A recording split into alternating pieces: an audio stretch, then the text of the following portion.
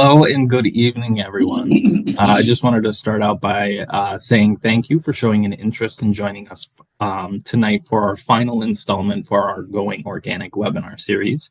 In our first webinar, we covered the history of organics. Then we covered the steps to take to become certified in our previous webinar. In tonight's webinar, we will be focusing on the business planning aspects of running a successful farm, along with what record-keeping techniques are necessary. So last year, FARRMS hosted a series pertaining to organic webinars, mostly within the textbook information, the nitty-gritty details of organic certification. Since we've already covered the textbook information tonight, we want to hear from the farmers who have been demonstrating best practices when it comes to record keeping and business planning. The goal for tonight's webinar is to share experiences, stories, and possibly pick up some tips and tricks to make the organic certification process simpler for you. Tonight's webinar is supported by the United States Department of Agriculture, Transition to Organic Partnership Program, the TOPP program, and the Organic Crop Improvement Association, OCIA.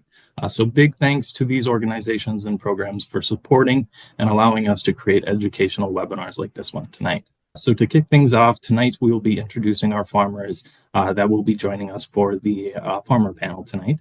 After we do our introductions, we will move into our prompted questions. The first section of the prompted questions, we'll be focusing on the topic of record keeping. We'll finish out the night with talking about business planning. So we have two professional farmers joining us tonight to share some of their wisdom and knowledge within the topics. So with that being said, I will let these folks introduce themselves along with their operation. So Jen, if you would like to start us out. Yes. Hi. Awesome. Can you hear me okay? Yes. Awesome. Great. Hello. It's so great to see everybody tonight. My name is Jen Skoog. I am owner and operator of Family Roots Farm, just outside of Christine, North Dakota, which is halfway between Fargo and Wahpeton. So you blink, you miss it. My farm is, I have an 80-acre farm, 65 tillable, 15 homestead. And I'm actually situated right on the Red River. So close to the Red River that I could chuck a baseball into it if I wanted to. So, which I absolutely love, actually. The nice part is that where I'm at, I'm up high enough elevation-wise that I don't typically have to worry about much for flooding. Although I do have some acreage that does get flooded out often when we have high flood springs, but it's typically river bottom treed area anyways, so it's not affecting any of my tillable acreage, which is nice. So I started Family Roots Farm in 2017, so I'm kind of newer, but very quickly getting older, which is crazy to think. And I have a very diverse farming operation that I've been able to develop over the years. The last few years, I've stepped back quite a bit, but now starting this year especially, I'm kind of ramping back up and bringing back some of the things that I used to do that I had to let go the last few years. So on my 80 acres, my 65 tillable acres are planted into like an alfalfa pasture mix. And mostly alfalfa out there, a little bit of grass mixed in with it also. And so all of my feed or all of my forage or my hay and stuff that I use for my animals actually comes straight from the land that I have, which is kind of cool. Along with that, I also have animals, as I've already alluded to. I typically, although not always at once, like right now, I don't have everything, but typically I have chickens for egg and meat, ducks for egg laying purposes, and sheep for meat purposes, and then pigs for meat purposes. And then I have a couple goats that are actually used for fiber. They're Angora goats. And so I have those. And then I also have honeybees on the farm. And so I've got quite a variety of livestock on my farm.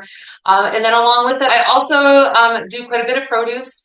Although I've scaled back quite a bit, I've been able to actually figure out some more methods that I can do a little bit more condensed growing and not actually have to use quite as much space and really work on like rotation and succession planting, and then really, focusing on more specific crops that rather than feeling like I have to grow everything.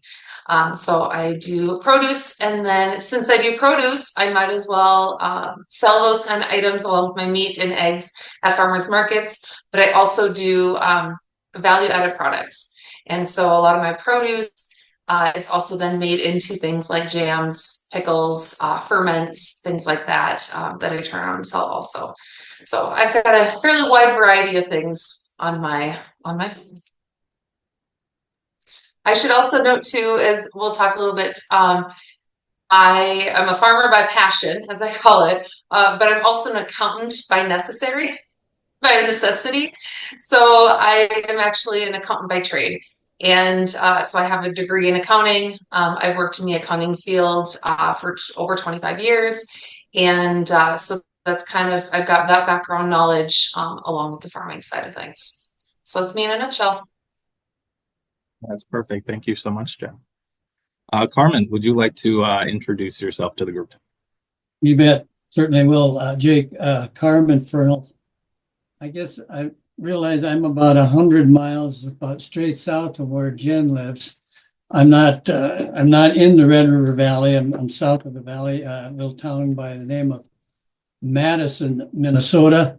And that's where I grew up and then went away for a while and came back. But anyway, I went to college, got a degree teaching English and doing some coaching, and did that for about a half dozen years or so, and then decided to come back and farm. And in 1972, then was able to buy 80 acres of land and begin farming. And over the years, increased that acreage to about 400 acres. It was first certified organic in 1975, if you could call certification organic at that time. But I did work with several organizations then to sort of start writing the rules for organic certification. And of course, we know that eventually this became a national standard. But that was where I actually got my start then. And right from the beginning, wanted to do organic, but obviously was trying to learn how to do it. Depended quite a bit on information from like the Rodale Institute to give us some of the basic standards of organics. But anyway, got started in 1972 and basically field crop production. Over the years, it's been corn, soybeans, and small grains. And then eventually we incorporated alfalfa. And for about 20 years, I did have a livestock enterprise of farrow to finish hogs. But the hog industry, on the level that I wanted to produce hogs, consolidated so quickly in the 90s and the early 2000s that it became impossible to operate a 60 to 80 sow farrow to finish operation. And so we had to abandon that enterprise. But then we kept working on trying to perfect the rotation of the crops and how we could use the crops to better manage our weeds, to better manage our marketing and the soil fertility. But another piece that has always been and still continues to be a piece of my operation is my collaboration with the University of Minnesota. And many times I was doing collaborative research on the farm, as well as what they were doing on like the St. Paul or the Lamberton campuses. And so over the years, I've worked quite a bit with that university. And not to go into detail, but over the last 10 years, we've been really working on developing what we're calling perennial and winter annual crops that the basic idea is continuous living cover on the soils. And one of the biggest, one of the earliest crops that we've developed is a perennial wheat that's called Kernza. And we're just now really starting to get that crop developed. We certainly have a long ways to go before we can allow it to compete, or it would be able to compete with some of the other crops. But I like the value of it because in 2020, I turned the operation over to a neighboring family, and they're calling all the shots, making all the decisions on the farm. I stay connected with them and help where possible. But what that also allowed me to do then is bring in a new livestock enterprise. So in 2020, we started the cow-calf operation.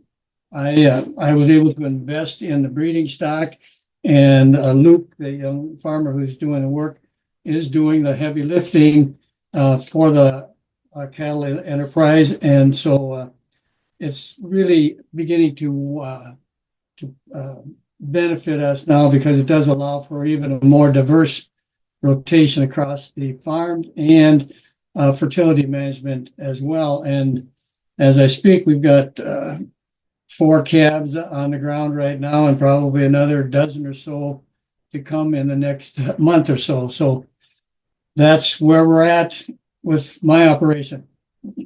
Thank you for both introducing yourselves. It's nice to get to know you both a little bit better before we start diving into the questions. So my first set of questions, like I mentioned earlier, will pertain to best record-keeping practices for farmers to help you understand what components feed into your business planning practices. This being said, record-keeping and office work are typically not the first thing farmers are thinking about unless they understand the importance of record-keeping and how it applies to organic certification. So we're not only are we keeping records to stay in compliance with organic certification, but we use these records to analyze the business and to make improvements for the future.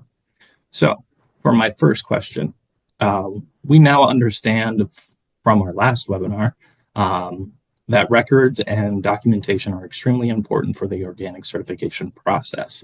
Organic farmers must keep records of field history, activity, cleaning records, seed records, inputs, production records. So my question, would you agree that it is within best practices for all farmers to be keeping these types of records?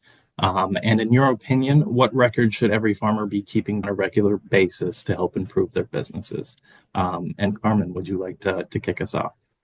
I can certainly do that. I guess other than what you've said, I think the 2 very important reasons to keep records are to keep the banker happy and to keep the inspector happy. Because if you don't have those records, it can become very frustrating if you need to come into the bank and get a loan for whatever reason, because we always know if we're farming, we're going to have to obviously make some major purchases here, there, or whatever. And most of the time, we're not going to have a lot of cash on hand to do that. So we're going to have to definitely keep records. And so when we go to the bank, we want to make sure we have good, reliable records. And then, of course, for the inspector, it's always a challenge because you do get new inspectors every 2 or 3 years, whatever it is. And every inspector takes a different look at your records. Not that they aren't looking for the same things, but they approach them a little bit differently. And so if you can be totally familiar with your records, then the inspector is, whatever questions they may ask or whatever information they're looking for, you can readily find it and go right to it. And I guess generally you've mentioned some of the things that we need to keep records on. History tells me that obviously I want record of the seed tags. That's always a big one. I think we should always keep track of field operations, what we did on those fields, and the dates that we did those operations. Field names, I think, have a good rationale for the names that you give to fields, because over time some of those fields may change, but at the same time, when an inspector has an audit request, you can pick out the exact field and all the operations that were performed on that field. And then, of course, inventory, keeping track of your inventory, what you've harvested, when you've harvested, where it's stored, and what volume of inventory you have. Those would be, I think, some of the best. There are a lot of other things, but those would be the major ones that I find important to keep on hand. And one way that I was able to, over the years, really keep that information at hand was I always tried to carry a little notebook whenever I was doing some work. It didn't have to be a lot of information, but some key information, because the thing that I came back from was always, if you don't write it down, you won't remember it. And so that little notebook, and when I started farming, we didn't have them, but today you've got a cell phone. So you've got that cell phone with you all the time. So it's easy to keep notes.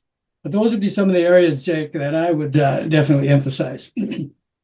No, that's perfect. Thank you. Jen, do you have anything to add to that? Yeah, so Carmen made some great points. And the crazy thing with record keeping is that there are so many records, and I don't think I've ever met someone who regrets keeping too many records. So when in doubt, write it down. When in doubt, keep a record of it, because you just never know when you're going to need it. So for me, and it's funny, Carmen, you mentioned, keeping a notebook with you, or, nowadays we have our cell phones, we can make notes and stuff.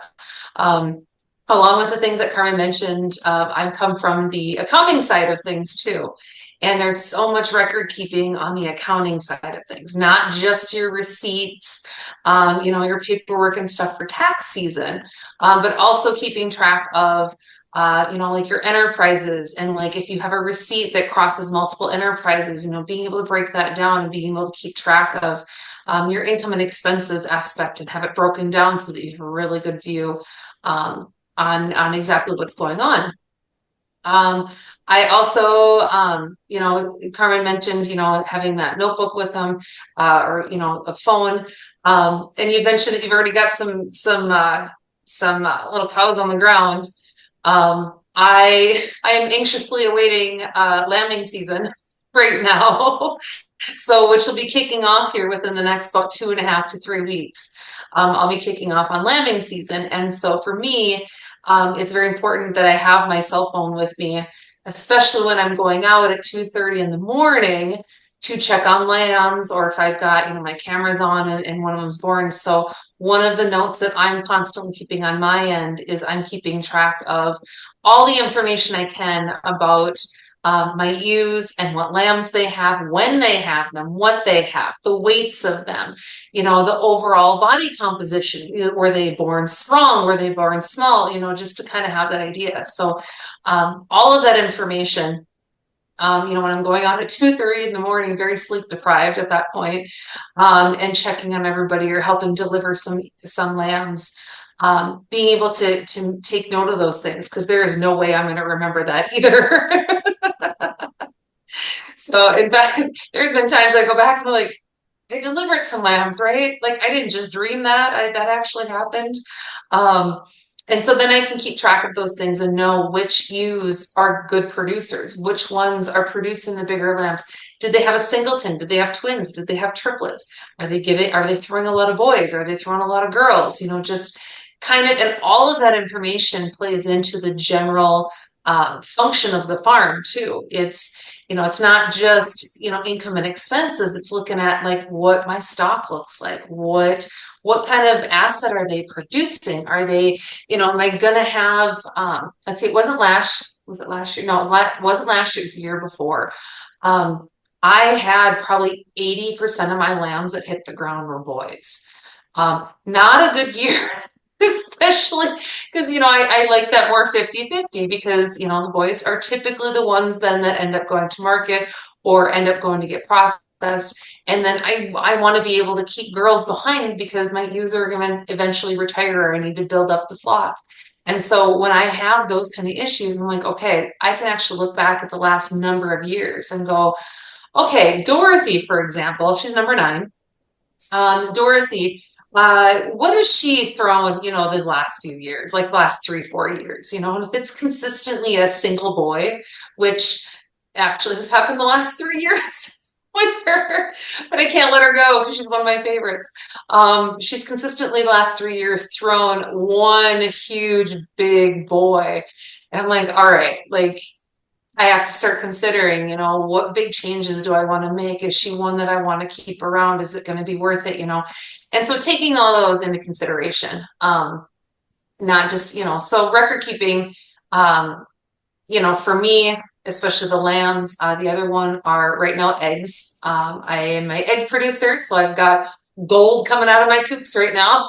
And so it's tracking, how many eggs are coming in typically a day, and tracking how many are coming in because I can start seeing fluctuations and I can see, are they ramping up? Are they ramping down? I'm starting to, forecast a little bit. It's like, oh yeah, I'm getting 90 a day, here we go. And it's like, if I can start to see it taper off very slowly, then I know, hey, I got to start adjusting things going forward. So yeah, when it comes to livestock are a big one that I definitely keep a lot of records on my farm with. Excellent. Thank you. So as we have kind of touched on tonight, there are a lot of different records that we as farmers must keep track of for certification purposes and for business purposes. During the peak of the season, let's say August, because that's always the worst month and most of our lives, but it can be difficult to keep track of everything and make sure that we're still completing all of our tasks that need to be done. How do you keep your records organized and easily accessible, and especially readable?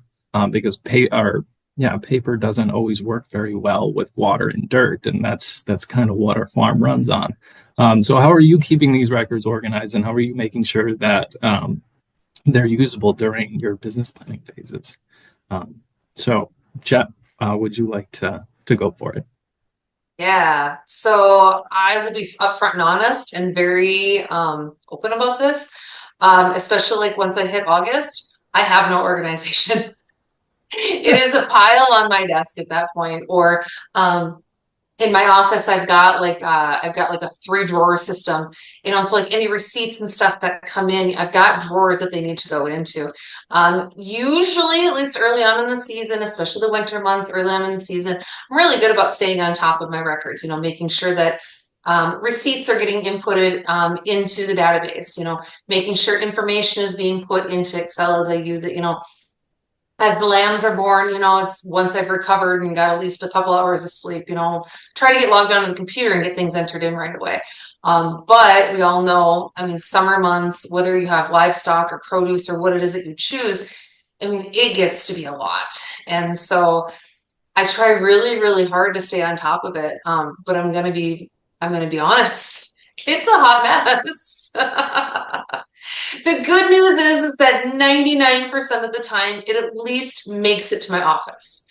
And now I just moved into, I just built a house and moved into my house like 2 months ago. And so now I actually have a dedicated office that's all it's for, is it's actually an office. It's not office/bedroom, office/living room, or kids dumping grounds or anything like that. It's just my office. So at least then I know that if something lands on my desk here, it's going to stay there until I can get it addressed. But sometimes, on a rainy day, if I'm really feeling up to it, it's like, all right, maybe I should start plowing through some of this stuff. But I'm usually pretty good about, especially once the peak of the season, once I can get through the peak of the season, then it's like, all right, we got to start tackling this right away. So yeah. Yeah, I was just going to add something to the previous question. One thing we have nowadays that we didn't have when I started was I mentioned the cell phone, but we can take pictures. And I think we need to take much more advantage of that picture taking. I watch Luke, and he's taking pictures all the time, and that certainly makes a sense today. But I think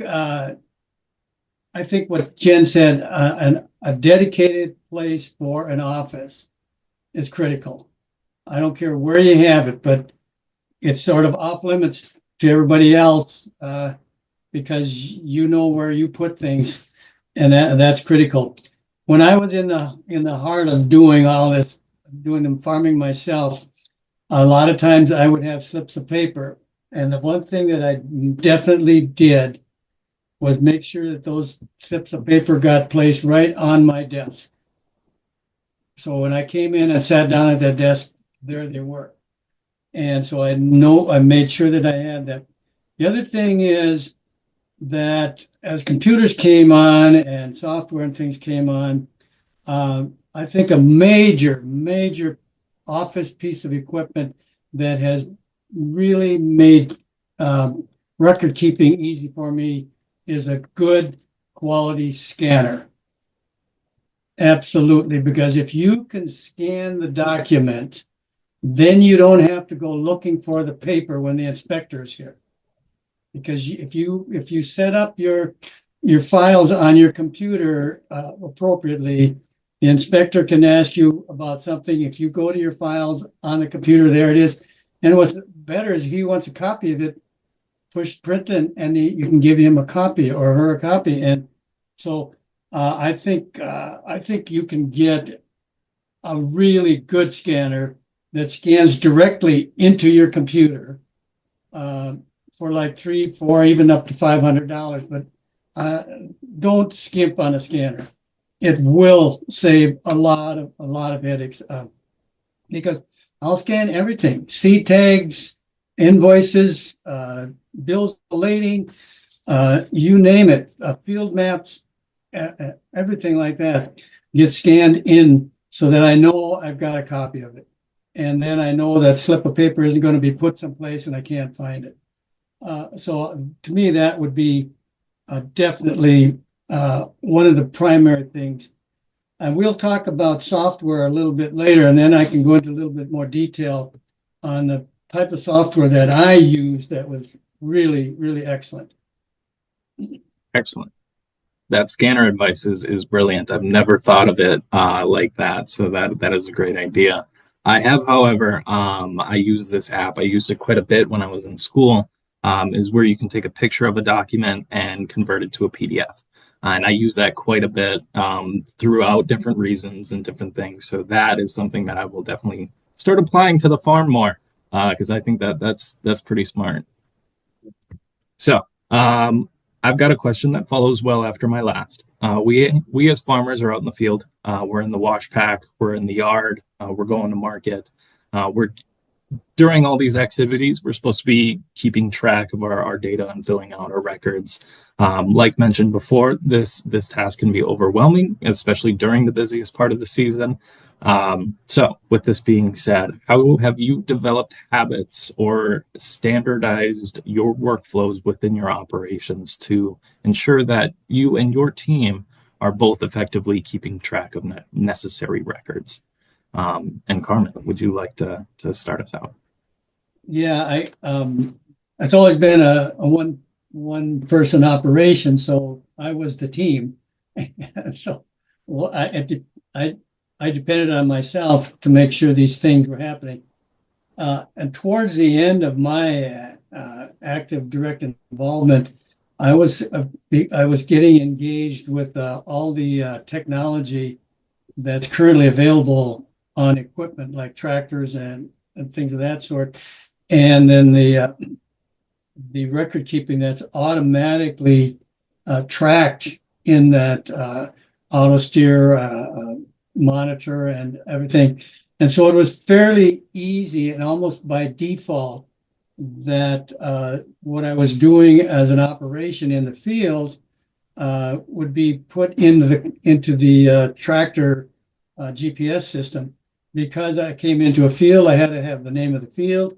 I had to have the operation that was there. The date was automatically there. and everything was automatically there. And then when I did get home, I could upload that information right into my computer.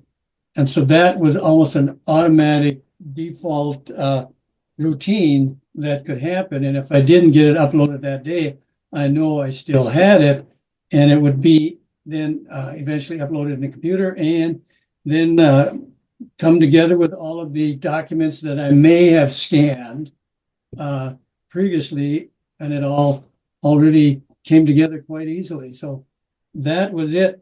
In the earlier days, I was hoping that I was get everything done routinely. There were some glitches, but I think what taught me early to get some routine was when the inspector came and started asking the questions. Where is this? What did you do here? And so it really forced me to get this routine, and it really started then with having that notepad and writing things down, and then making sure that that information got put on my desk and then entered for future use. That's perfect. I know another farmer that I was chatting to not too long ago, a larger operation, tractor based, multi people working on the farm. And what they do is they keep clipboards in all of their tractor cabs. And then that way, who's ever jumping in the cab, they take the records, and then either at the end of the season or at the end of the month, they go through and they replace all the sheets and enter in the data. So something like that can definitely be implemented on a larger scale as well. But Jen, would you like to add anything to this question?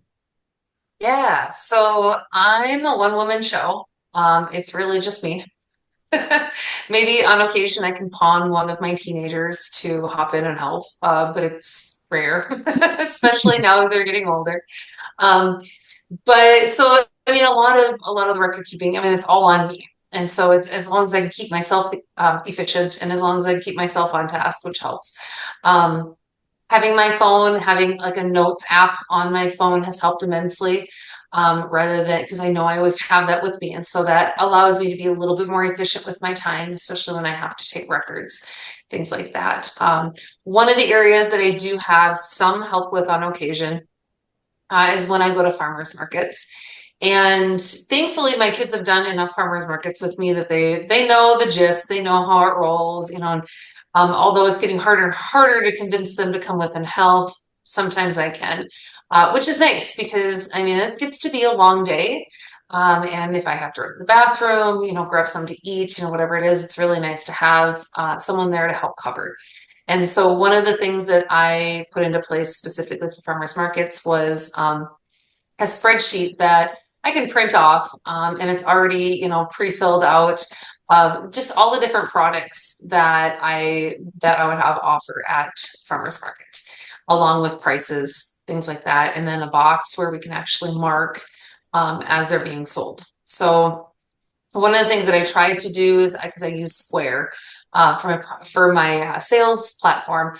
However, I only use it when I'm using credit card. I don't enter in all of our cash sales because it gets to be a little cumbersome, and especially at like opening bell when I've got, you know, a bunch of people that are all looking for eggs and they're throwing cash at you and they just want their stuff so they can get going. It was a lot easier to be able to keep track of what we're starting with. And so like on that spreadsheet, we're marking you know, meat as we sell it, because I have just a big freezer that I bring with, but like how many eggs do we start with?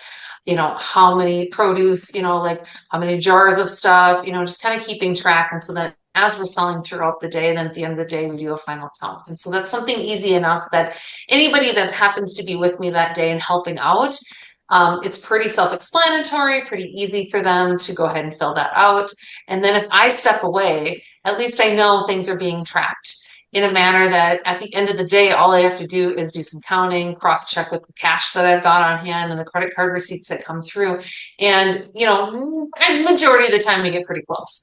Every so often I'll actually, you know, be on the dot, but there's usually $1 or $2 missing here and there. But it's been really helpful to at least have a very systematic process specifically for like the farmers market, which helps out a lot. I've had interns in the past that have come and helped, and so it's kind of that one standard process, which helps immensely. I do know that eventually I'm gonna have to give in a little bit and probably have more standard processes on the farm. Because I can see myself down the road probably needing, a part-time employee throughout the summer months. We do, and I've had interns in the past, we've had some processes, but they're not necessarily written down ones. And so being able to have like some SOPs and things like that for certain processes would be great. If you guys don't know what an SOP is, standard operating procedure, which in a prior life when I worked at a big corporation in town, I was like the queen of writing SOPs. So I have a great format and everything. And as tedious as they can be, the nice part is that once one thing is written like that, it's like, then you're good. Like you just have to update it. You don't have to go through the big process of updating, of rewriting it and stuff every time. But yeah, I think that's about it. Thank you. Yeah, SOPs are a great thing to kind of talk about, especially when we're talking about record keeping, because it really does help, especially when we have not only just for ourselves, because in the 6 months of winter, we can definitely forget a few things over that time. But if we ever do have employees come in or just family members or a neighbor that comes over to help for an afternoon, whatever the case may be, it's a lot easier for us as the business owner to be able to effectively communicate if we've already gone through that nitty-gritty process of writing out the SOP. So one, it's for us as the owners to kind of understand what's all the little details, and then we can express all of that information to the employees that were coming out to our farms. But we've talked a lot about the importance of record keeping in tonight's webinar, and I'm sure this isn't the first time that you've heard this statement that record keeping is very important. People talk about the importance of record keeping all the time, but most of the time we hear it from professors who aren't actually in the field on a daily basis. Not always the case, but it happens a lot. So I just wanted to ask you guys, what have been some of the benefits of your farm improvements that you've experienced through effective record keeping techniques on your farm?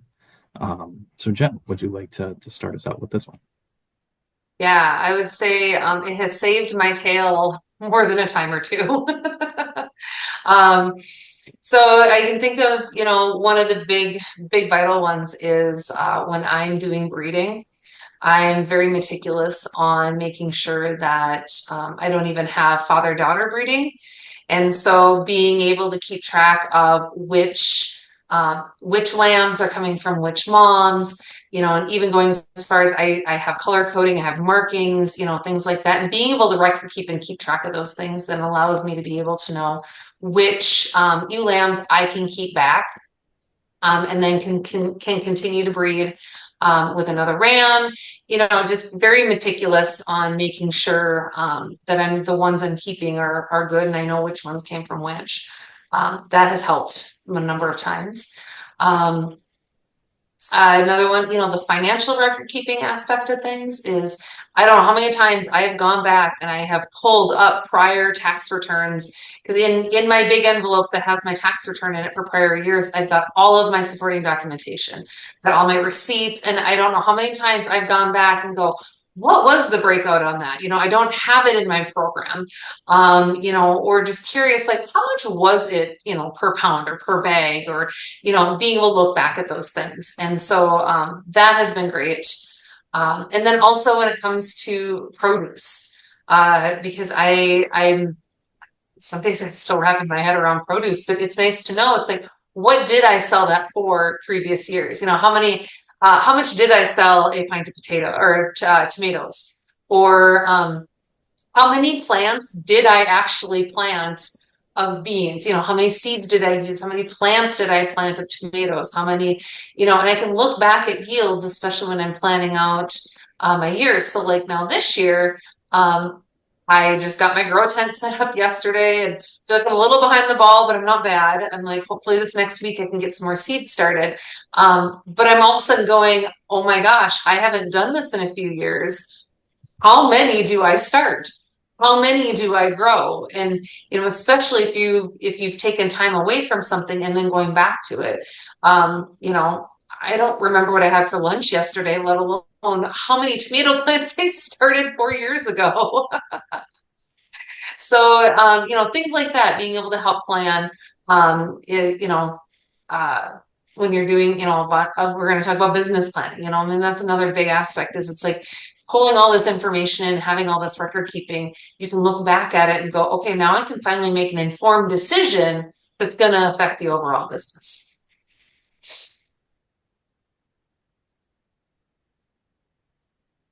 Absolutely. Thank you. Carmen, would you like to add anything to that one? Yeah, I guess the adage that I would apply to this is if you don't know where you're going, how do you know you're there when you're there? So, I mean, that's the obvious answer, but I think there's a couple of things. And my record keeping is obviously a lot different than Jen's because of our enterprises. I mean, I wouldn't trade my record keeping needs for Jen's ever. I mean, I can't imagine the complexity of it, and it sounds like you're doing a good job on it. So keep it going. But row crop cultivating was a big part of my weed management on the farm, and when you row crop cultivate in an organic system, you obviously want to get out there as quickly as you can because the crop is very small. But if you don't get it early, you're going to have the weed issue all the rest of the season. So I would spend hours on a tractor row crop cultivating. And I didn't have a windshield because I had an open cab, but I would call it windshield time because the thoughts and ideas that were going through my head as I was going down that field and seeing virtually every square foot of those fields, I could start seeing differentiations in the weed pressure, in the crop itself, the terrain of the land, how it impacted everything. But those thoughts would be put down on my notepad. And very critical thoughts. And they would start translating into equipment that could deal with these differentiations. And so those notes then would go into my note keeping when I got into the office and entered them. And then in the winter time, when I was going through these notes, I'd actually say, you mean that's what I was thinking of out there in the field in the middle of June, and it was all this work going on? And all of a sudden I'd realize, okay, so this is what I was thinking. This is what I have to start looking at then. And to give you an example, I only operated maximum of 400 acres myself, but over time I began to understand the ecology or the nature of weeds in row crops, when they germinate, how fast they germinate, etc. And I did this observing, and I might just do a sidebar here. One of the other pieces of equipment that I bought that was very, very beneficial was a 4-wheel ATV, because at least 2 to 3 times a week, I would jump on that 4-wheeler and go out and look at the crops and take notes of what was going on in those fields, translating that back as well. And I always like to say, I would put 400 to 500 miles on that 4-wheeler and never get more than 4 miles from home. So it told you how much I was out there looking. And the other thing was I was down there close to the crop. I wasn't sitting in the pickup cab looking over the field. So really close observation. And then obviously making records based on those observations, or notes based on those observations. And then come the wintertime, so what do we need? And so the one thing that I learned is that the later I could plant my corn and soybeans, the better weed management I would get. And so one thing I did is I invested in a $300 soil thermometer and found out what the soil temperatures were, kept track of that, and realized that where I live, I don't plant corn before the 20th of May, because that's when I'm going to get ahead of the weeds. Well, then what it also said is, if I got to wait that late, I got to get it planted in time. So what I did is, because of those notes, because of the observations, I bought a 12-row corn planter instead of a 6-row corn planter, because it opened up the window of planting for me and enhanced my weed management. But I use that only as an example of the benefits of record keeping and note taking, because it definitely impacts all the things that we did. It impacted on any number of pieces of equipment that I bought over the years. But that's how I would really say, yes, record keeping can really enhance your operation. And I say it again, you sit down in your office in the middle of January and it's 20 below out there, and you're reading through these notes, and you can't believe that that's what you were thinking back there in June, but it makes all the sense. And if you hadn't written it down, you would not be remembering it today. So really, really, really important practice. Absolutely. Observation is a very big one. That's something that I learned from my grandpa, because we would always drive around the fields. It was all within like a 15 square miles. So we'd drive around, check it out, see what's going on. It was a conventional farm, but it's still a practice that we as all farmers hold close to our hearts. And another thing I wanted to add is how beneficial a crop journal, a crop variety journal has been for me. Especially when you're in like the vegetables or within the fruit selling business, you can get up to quite a few different varieties of crops. I think last year we had about 250. This year we've cut it down to about 200, and that's including all the vegetables and all the fruits and everything that we do. But keeping track of all those different varieties is a nightmare. And there's one tomato plant. We've all seen Johnny's seed catalog. One tomato, you can have about 150 different varieties. So like, what's the right one for me? So I've really come to the conclusion of just keeping a document, a Google Doc on my phone that I just pull up when I'm out in the field. Every 10 minutes in the morning, I'm walking the field just to make sure everything's good, everything's okay, and I'll notice things and I'll put that in. And then typically what I'll do is it's like, oh, this is Anaheim peppers. So that's how I start the sentence, and then I write whatever comment it is. And then January comes around, I'm not doing much. We're just kind of hanging out on the computers anyways. That's when I can kind of go back and kind of look at those notes. And I am shocked at some of the notes that I make. And it's just like, this has to be wrong. But I've questioned myself before in the past, and I got bit in the butt the next year when I didn't do what I said I was supposed to do. So that's another thing that I just wanted to throw in there is listen to your notes. You wrote them that way for a specific reason. Listen to your past self. Amen. So I always like to ask the question, mainly because I think it is important to share resources with each other. And there are thousands of resources out there to help farmers. Half the battle is finding these resources, and then the other half is seeing if these resources are actually useful for your learning style and for your context. So my question for you both are you aware of any softwares, templates, organizations that offer some guidance resources to farmers looking for help within the record keeping topic? So, Carmen, would you like to share? Yes. There's two pieces of software that I really latched onto. One of them is called COG Pro, COG-PRO. And it will keep track of everything for you if you let it. It's just a matter of utilizing it. And I think the web page is just cog-pro.com.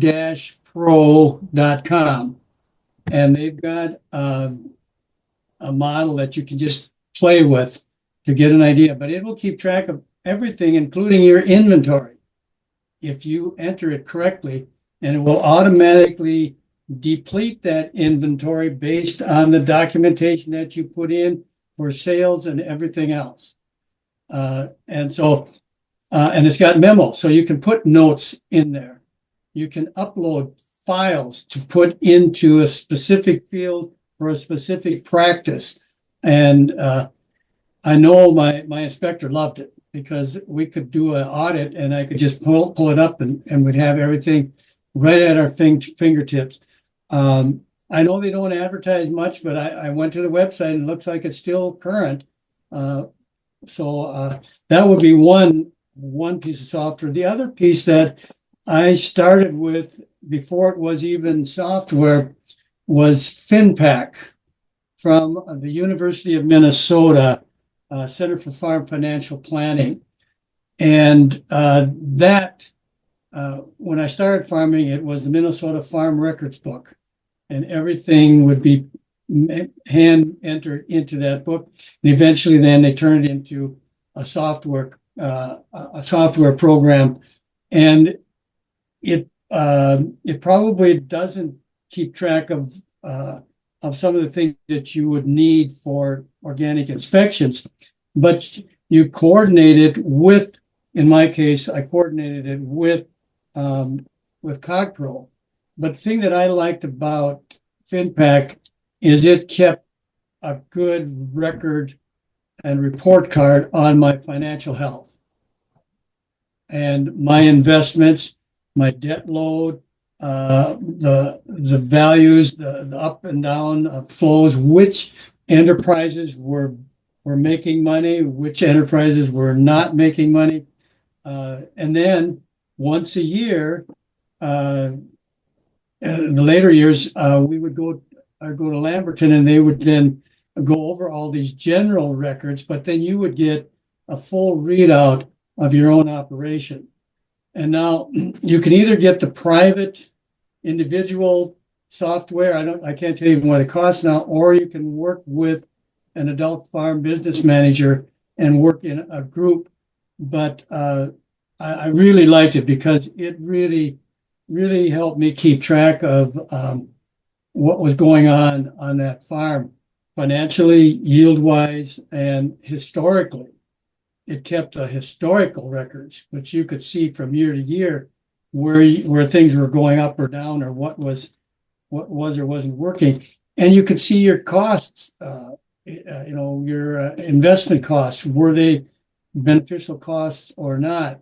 One thing I would say is that a lot of times what looked like negative numbers to the general public were actually positive numbers for me because of the organic system, and a lot of times what I call the non-cash benefits that I might be receiving by using a more robust rotation, different crops, all of these types of things. But the fact of the matter is, it also told me where I was and what things I needed to be paying more attention to, and some things I needed to change. But those would be the two pieces of software that I really depended on over the years.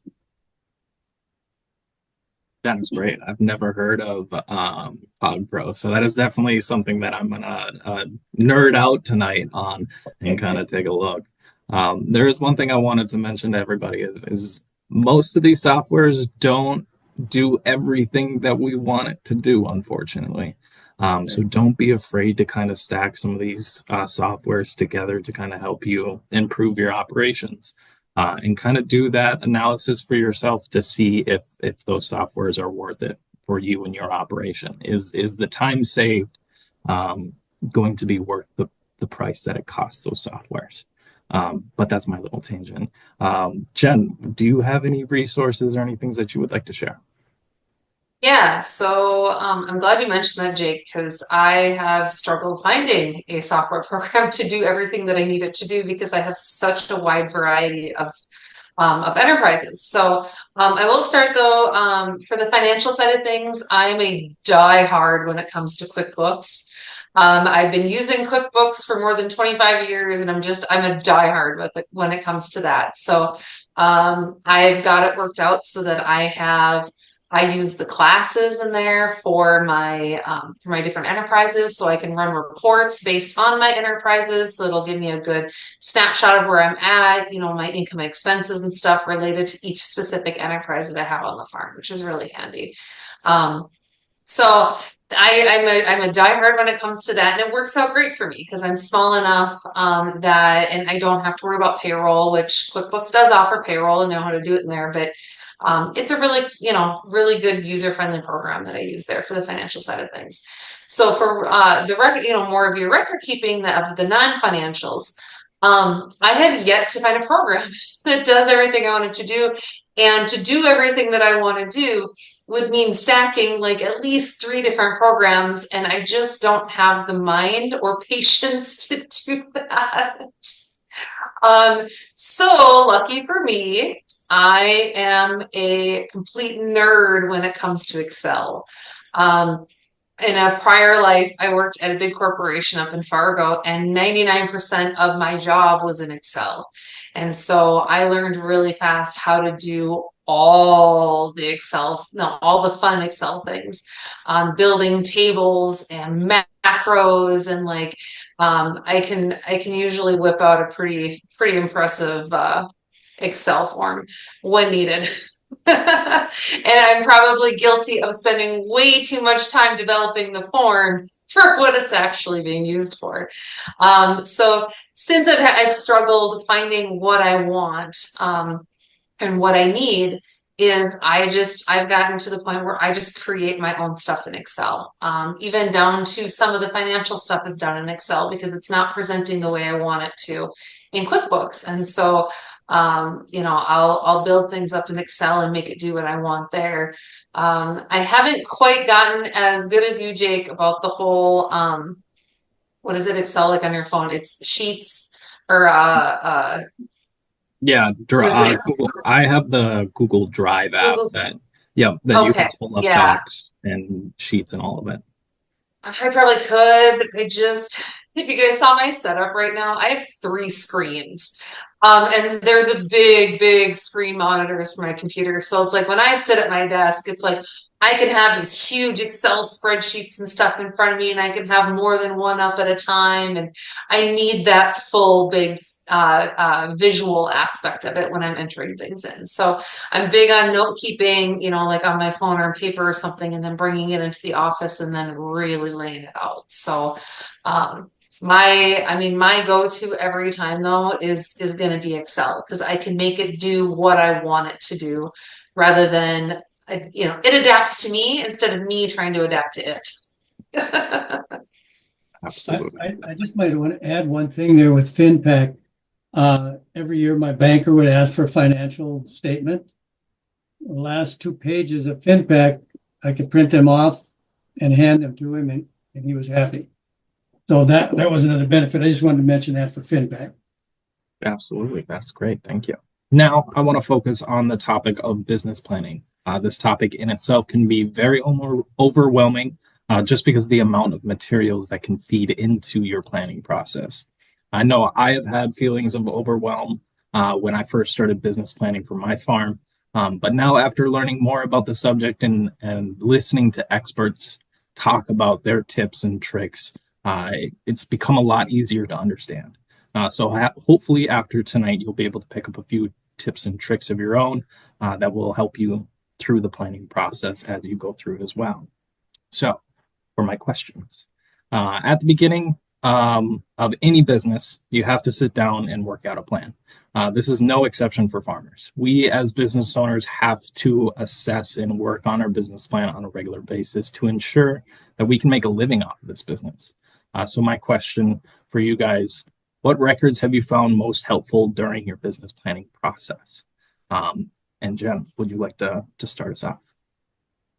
Yeah, so immediately I think back to when I first was starting out in 2017 with a wild dream and not 2 cents in my pocket to do it with. So I think about, the things and the resources and what I needed to get it up off the ground. And for me, it was kind of tough. It was really tough at first because everything that I wanted to do, there's not a lot of data out there. There's getting to be more and more when you think of, small scale produce, small scale livestock. Thankfully, at least on the livestock side of things, I've got a little bit more data to work with out there. Although it's, usually on the larger scale, but on the smaller scale, it's really tough to come up with a lot of good, solid data. And so at that point in time, I relied on getting information from other people I knew. And so getting to know other local farmers, getting to know other produce producers, and hopefully, they're nice enough to share some data with me, or at least give me some possible resources or places to look when it came to just trying to get some data put together to even make sure that what I wanted to do was even feasible. If it's even something that I could do and that I could actually make it work.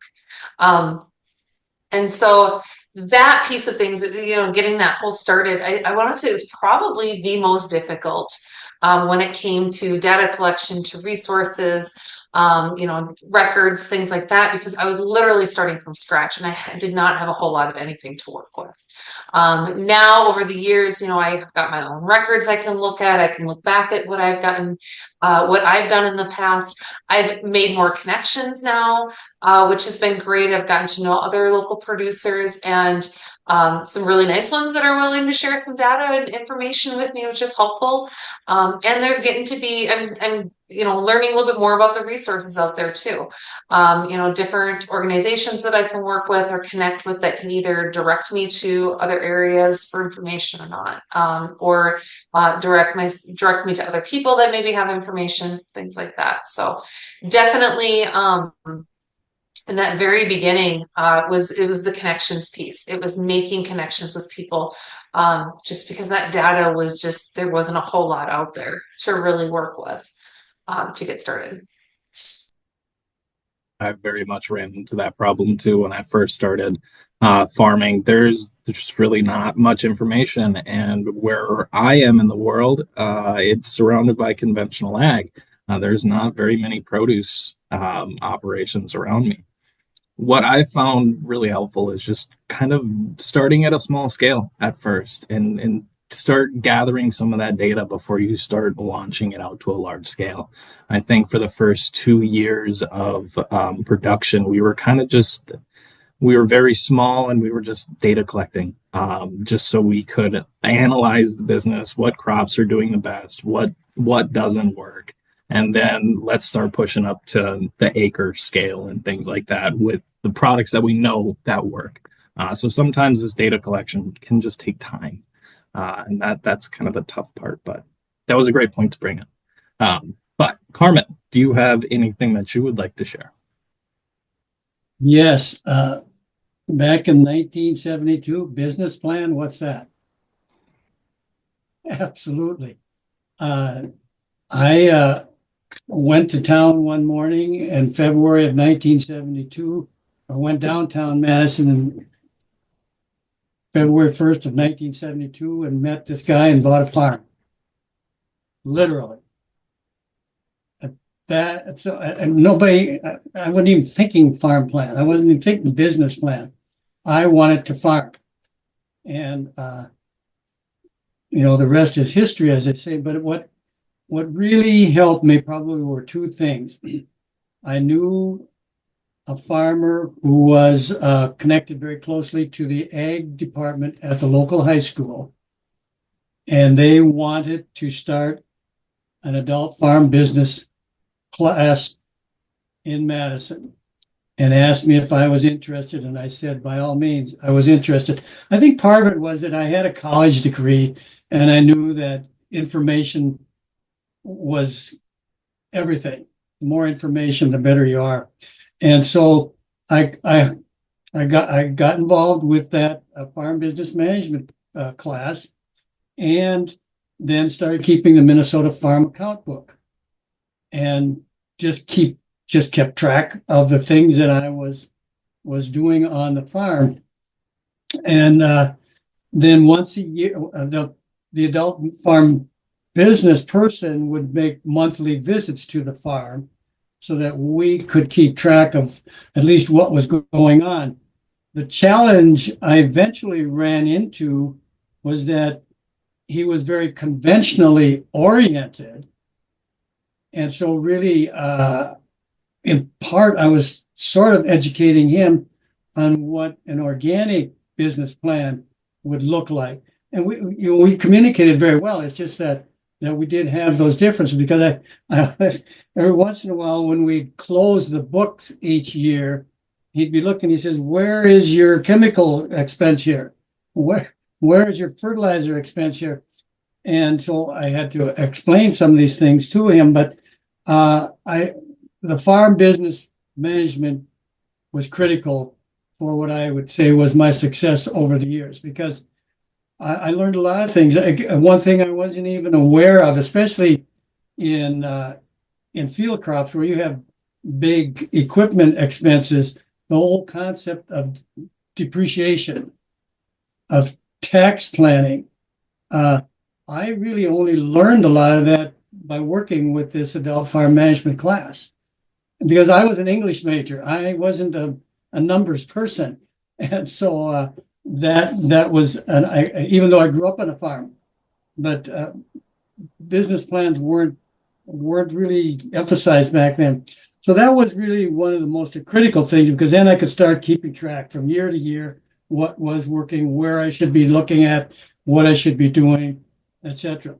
The other piece that was probably even more critical to me, because I was doing organic, was that I was able to connect with some farmers just south of me, down near the Marshall area, who at that time were my age today. And so here I was 25, 26-year-old talking to 65 and 70-year-olds who were seeing how agriculture was moving away from what I called default organics to the conventional, more dependence on commercial fertilizers and chemicals. And they had opted not to follow that track.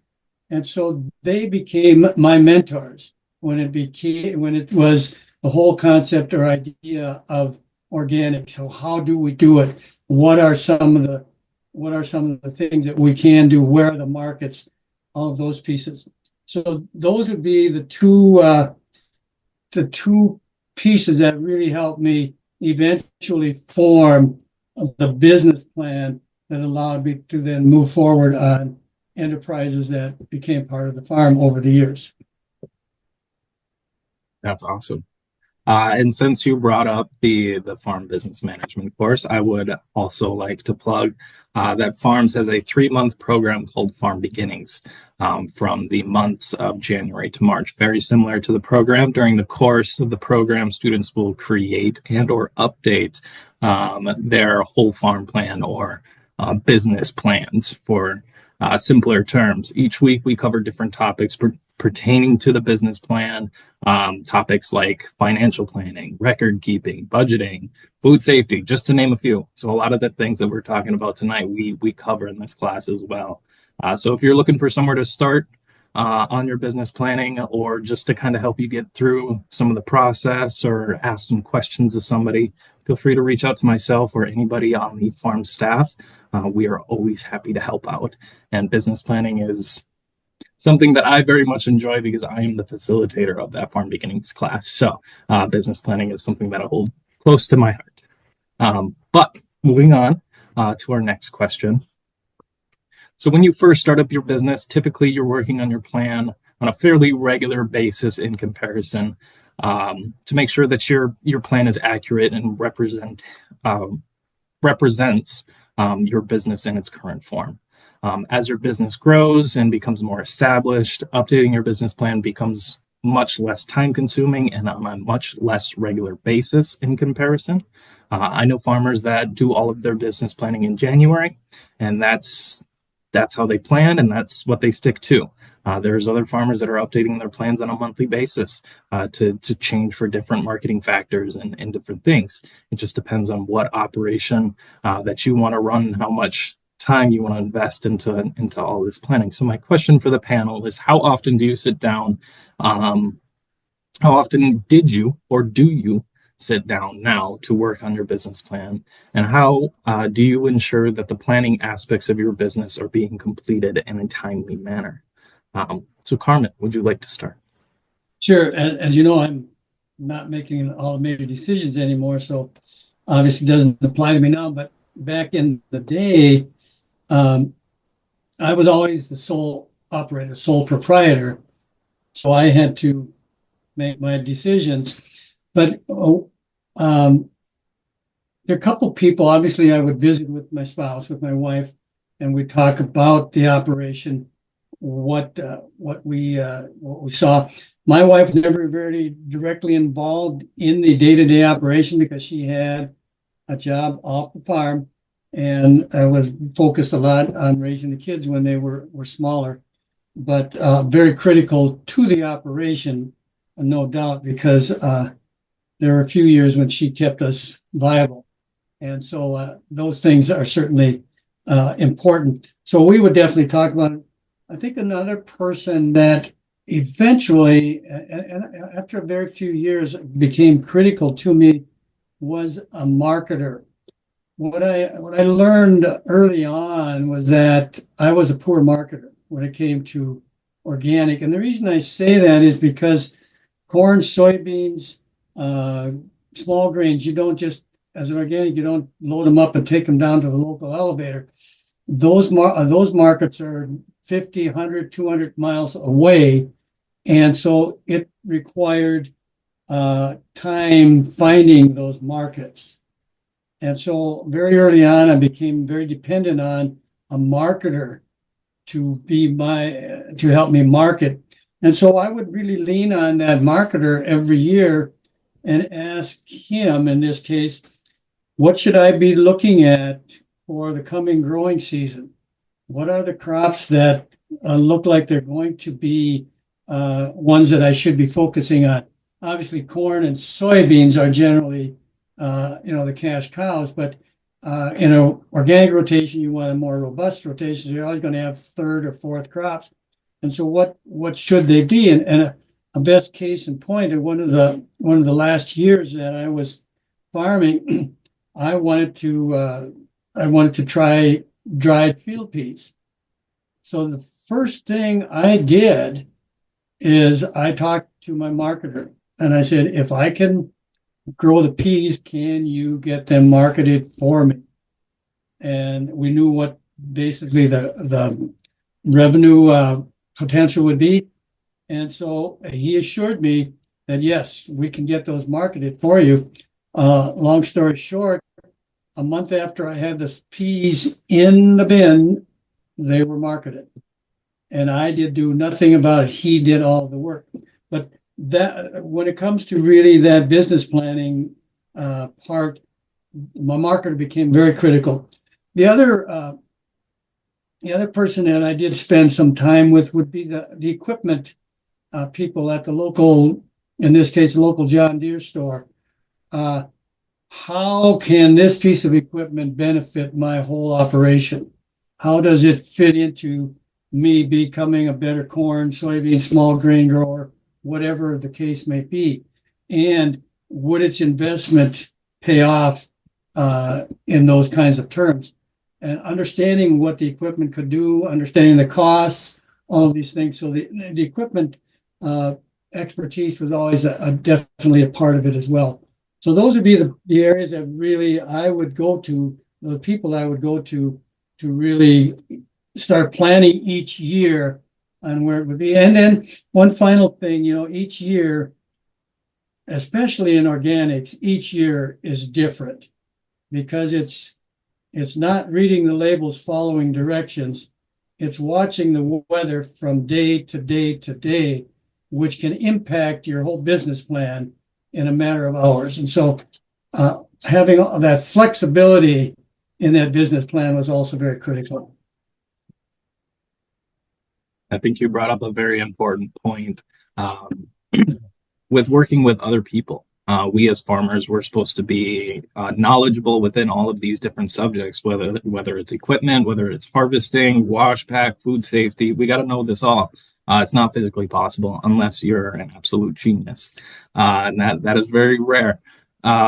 So don't be afraid to ask questions to other people. Go to those experts and kind of ask some of those questions. In my opinion, there are no dumb questions. Truly, just ask them. Most people are not going to be upset by asking a question. Most people are getting paid to answer your questions, so feel free to ask them. But yes, that was a great point. Thank you, Carmen. Jen, do you have anything to add? Yeah. Okay. First off, I have two little semi non-related things. One, Jake, you brought up the Farm Beginnings course. Proud Farm Beginnings graduate right here.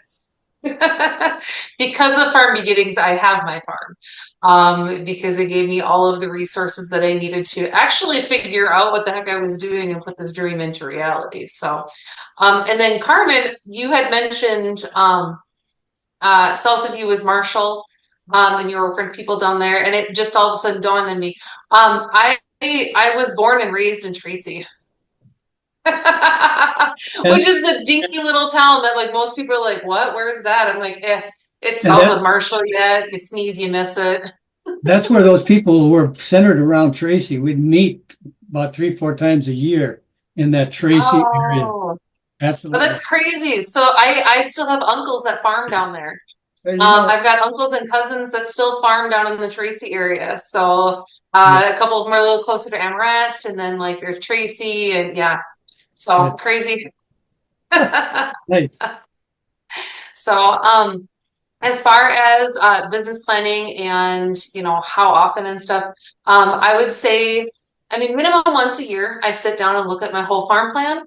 But different enterprises on the farm require different attention. So like some things, for example, maybe only once or twice a year, but there's also like livestock, for example. I'm already planning for 2026.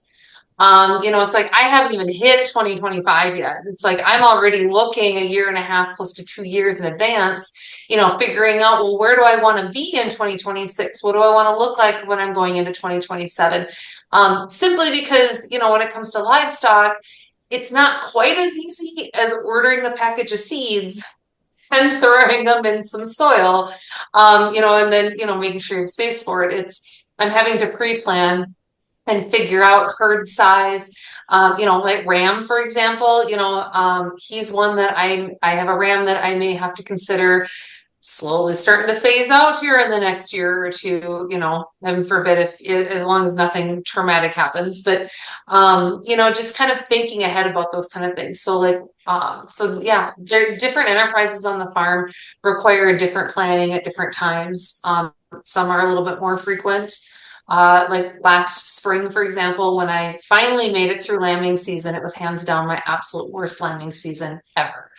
I lost ewes, I lost lambs, I dealt with medical emergencies that I've only ever read about, I've only ever heard about, I've never experienced, and I had like 3 of them thrown at me within a few days.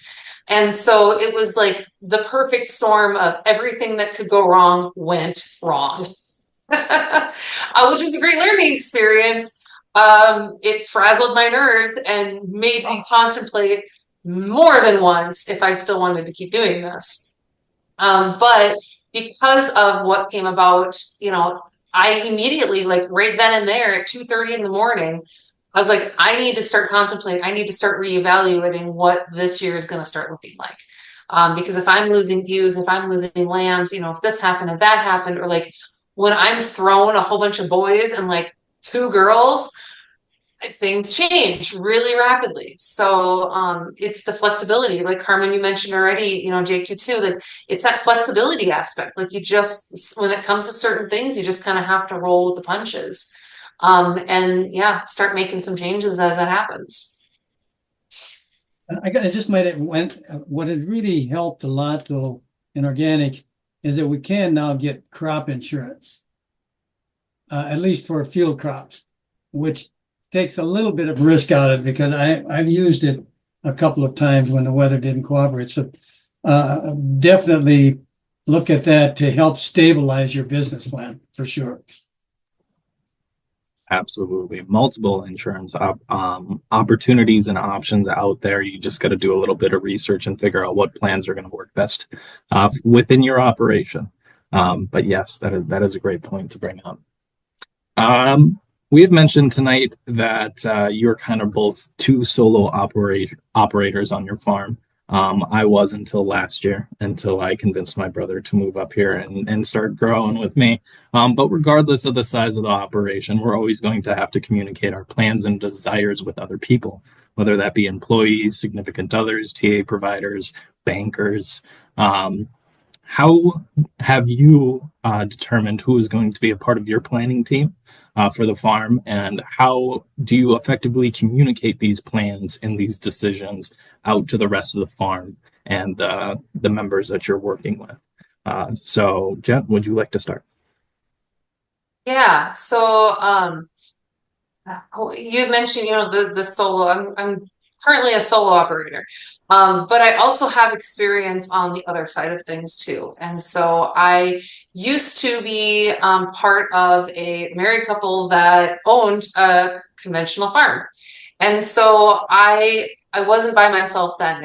I was part of that planning team, and so I got to see what it was like to be part of a team who worked with bankers, who worked with your agronomist, was one that we worked with, our insurance agent, when we were dealing with multi-peril, things like that.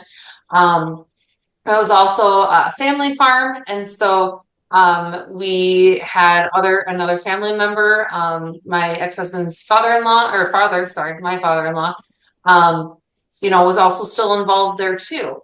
And so we had, this big group, and it was, I felt like it was a little bit easier when there's more people. But on the flip side of things, too many cooks in the kitchen.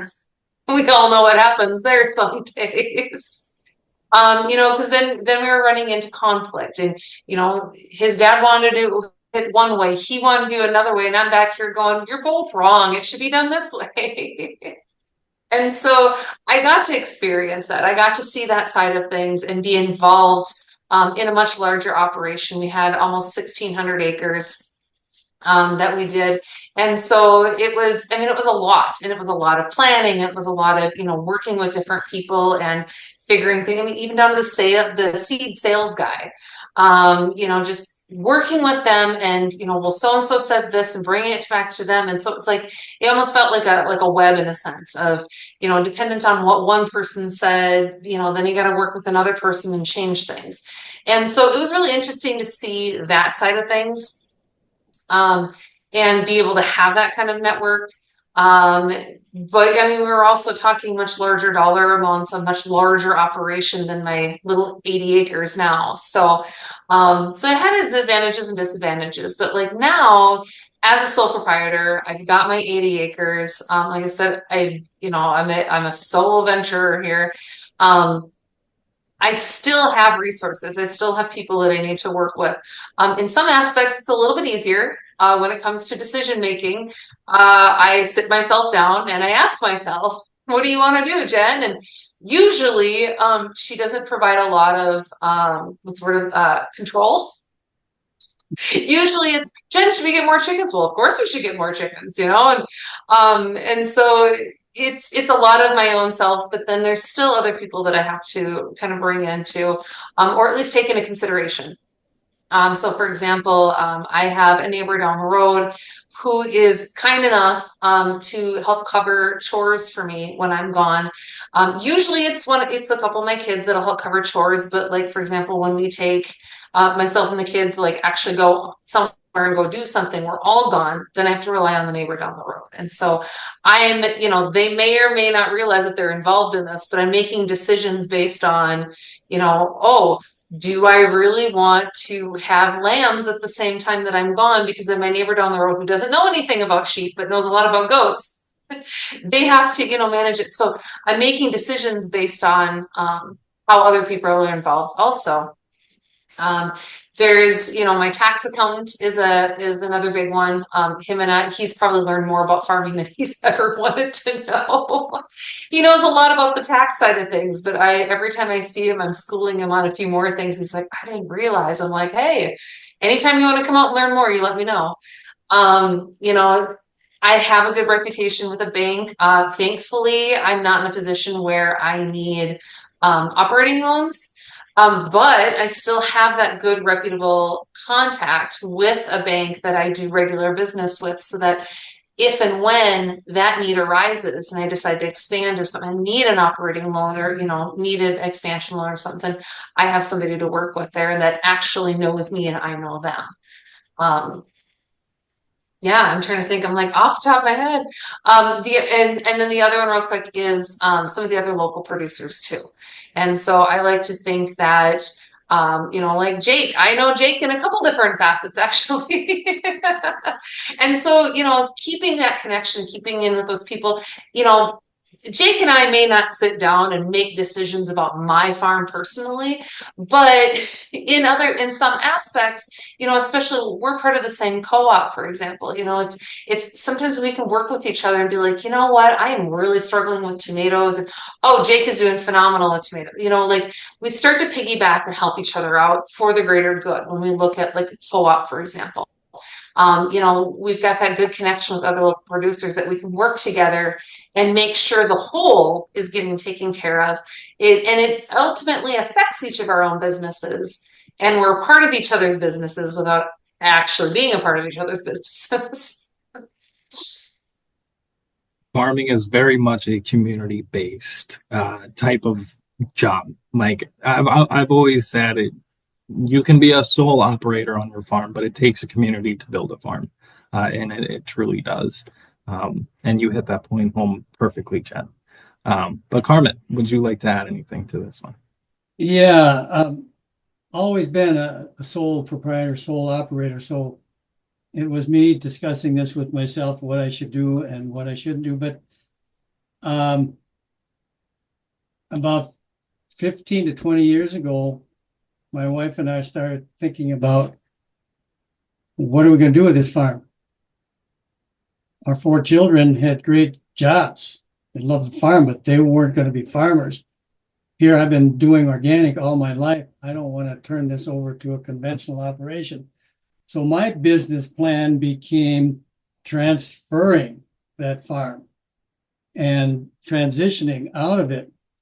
And so I got in touch with a lawyer, and we started talking about how we could do this.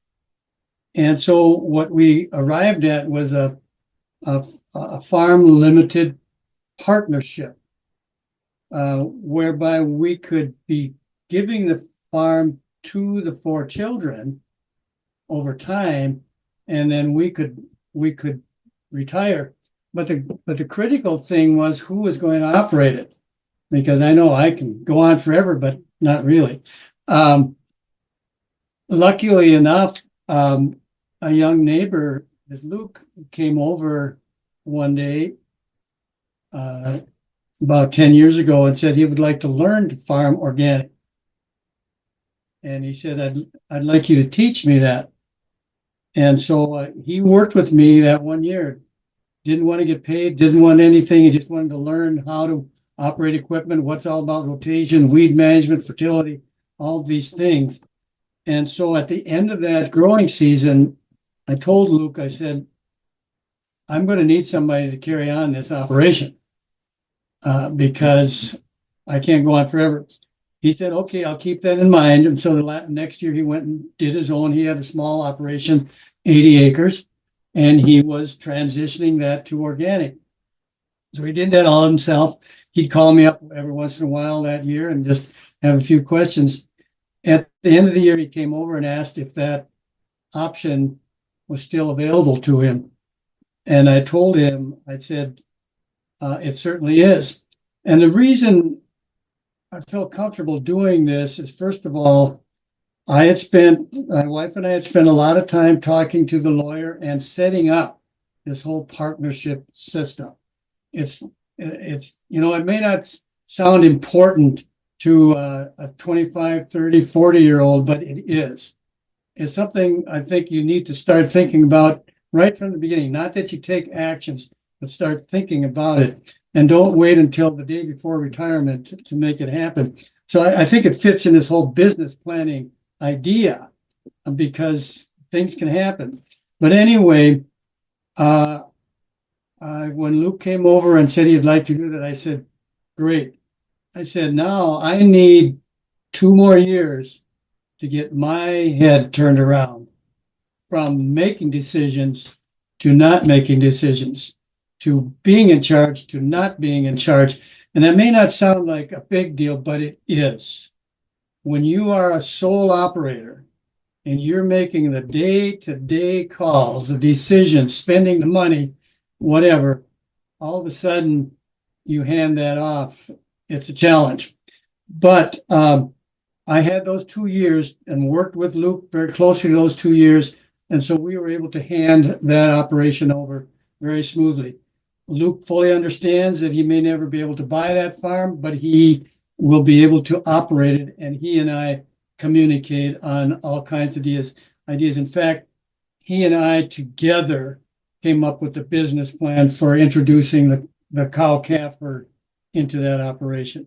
It's that communication that we talked about, and it really has worked out quite well. And just one other quick piece here. It also provided a very beneficial tax benefit for me because Luke needed equipment. And so I said, Luke, I've got this line of pretty good equipment, state of the art, doing organic, and got myself in a good financial position. Any of this equipment you think you want to buy?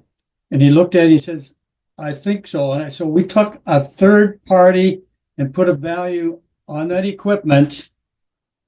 And then Luke could pick out the ones he wanted. And then he and I devised a payment plan on that equipment. It saved me tax liability, and it helped finance him as a beginning farmer. So it all fits into that business planning, but who do you communicate with and how you communicate with them? So I just wanted to add that quick piece as well. Yeah, that was perfect. And I love how you brought up succession planning. It is not something that we talk about very much, but it is something that is very important. Regardless if we're the sole operators and we're in our 20s, we definitely got to be thinking about what are our kids going to be taking over this farm? What is the next steps afterwards? When we start getting into our 50s and 60s, that is a conversation that is very seriously on the table. I do know NDSU does run a couple courses through their extension to kind of help mitigate some of those succession planning procedures. And it's definitely something that we want to implement in farms as well, because I have a passion for it. So thank you for bringing that up. That is very important. But since we're getting a little bit low on time, we'll skip to our last question. Business planning, financial planning, record keeping can all be very dense topics and can be difficult to tackle all at once. It takes time to develop these habits, especially if you struggle within one of these subjects. For organic, certified organic producers, these subjects are essential for your business operations. The nice thing is that there are a lot of resources out there to help. You just got to spend a little time kind of digging through them and studying. It may take a lot of time depending on how well you are versed within these topics, but sometimes you just got to study and do some learning. But with that being said, do you guys have any resources, trainings, organizations that have you found helpful during your business planning processes? And Chen, would you like to start? Yeah, of course I'm going to plug FARRMS in there. Okay. So, and like I mentioned before too, I mean, I wouldn't be where I'm at if it wasn't for the Farm Beginnings program. But Jake, you've mentioned there's so many resources and there's a lot of digging. And I am one who I love to get nerdy on things. I love to dig into things, but I very easily fall down rabbit holes and get really, really overwhelmed. And so having a one like very specific organization like FARRMS to be able to go to, where they've already dug through a lot of this information. They're already familiar with the resources that are out there, who to connect to or who to give you to. It's a lot easier to contact somebody, you know, like in FARRMS or another organization and be like, hey, here's my dilemma, here's my issue, here's what I need. What do you recommend? Who do you know of? And allow them to direct you. I'm not saying that that's your only resource, but it's been a really good one for myself. I've been involved in FARRMS in multiple different facets and still am. Jake keeps roping me into one thing after another. But everything from the mentorship program, which I've been doing for a number of years. I've done the internship program for like the last 5 years. The Farm Beginnings, there's Farm Dreams, it's like every time I turn around, we've got more programs, more opportunities, more things coming up. And so it's been great. It's been a great resource for me, which is kind of nice because I know there's so much out there.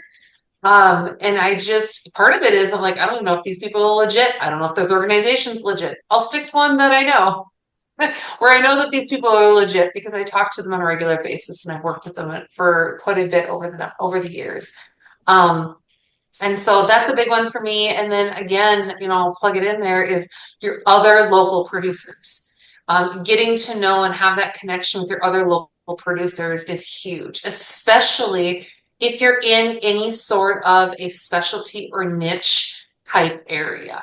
And what I mean, local producers are still great on large scale, but when you're talking, even organic, for example, because you might be a larger organic or a larger farm, but that whole piece of just being organic, not everybody around you is going to be organic. Especially, I look around, like I'm smack dab in the middle of the valley, like it's all conventional farmland as far as the eye can see where I'm at. And then there's me and my little 80 acres, and it's like, and I'm kind of going against the flow and fighting against the stream. But getting to know those other local farmers around you that do things similar, or even just the fact that they're smaller scale, they're niche just like you are.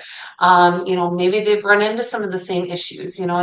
I find that I'm not on the same playing field necessarily as some of these conventional farmers who have governmental programs that they qualify for, but I don't because of what I grow or the acreage that I have, but it's like, but some of my fellow, farmers, my fellow producers might know of insurance agencies that do cater to smaller scale, different governmental programs that will cater to smaller scale or to more niche products, things like that. So that has been a huge resource for me. That was very well said. And I thank you for the plug for FARRMS. I don't think I could have said it any better. But I will every time, it. Absolutely. And that's why I keep inviting you, Jen. But Carmen, do you have any resources off the top of your head? Yeah. Somebody once told me, if you can teach it, you'll know it. You'll understand it. And over the years, keeping these notes, keeping this information, really started to focus me on what were the important records to build on. And obviously, I learned most of those through FinPac, because I could see the enterprise and what it was or wasn't doing, and then correlate that to what I was doing on the farm that made it profitable or not so profitable. So putting all that together, then attending organic conferences where you really have an opportunity to exchange one-on-one and listen to a lot of experts in various areas, what worked and what didn't work for them, successes, failures, and all those things. And then finally, being asked to do a workshop on weed management, on crop rotations, on marketing. So then it really puts you in the driver's seat, and you have to have some credibility in what you're saying and know that what you're telling these people is in fact going to work for them. And then the last piece, and I think it's probably one of the most rewarding for me, is even this last year, right now, I have 3 mentees who I'm working with. And just going and visiting them farms and listening to them, listening to what they have, what their questions are, and then being able to supply them with suggestions or ideas. That just really helps you understand even better what, if I was still farming, what I am doing or what I did do in past years that made it successful. So it all starts, though, with record keeping. There's no better place to start than with the record keeping, because the records will tell the story. They don't lie. And if you take and use those records and work according to them and adjust your operations based on them, you will be successful. So that's as succinct as I guess I could say it. No, that's perfect. Very well said. I thank you. I wanted to thank you very much, Jen and Carmen, for taking the time out of your busy schedules tonight to answer some of the questions that I have. We all very much appreciate it. You're so welcome. Great webinar. Glad to hear it. If you come across any resource that you haven't heard tonight or that you don't see in our recap email, please feel free to reach out to me and share that anytime. I'm always happy to learn more and share more information with our community. In addition to FARRMS running the Farm Beginnings program, like we talked about tonight, to kind of help build that holistic business plan out, we also offer technical assistance to farmers searching for help. If you have any questions about business planning, record keeping, going organic, please feel free to reach out to me anytime. Otherwise, there is a TA inquiry form on the FARRMS website. I want to thank you again all for participating in tonight's webinar. So good night, everyone, and have a good one.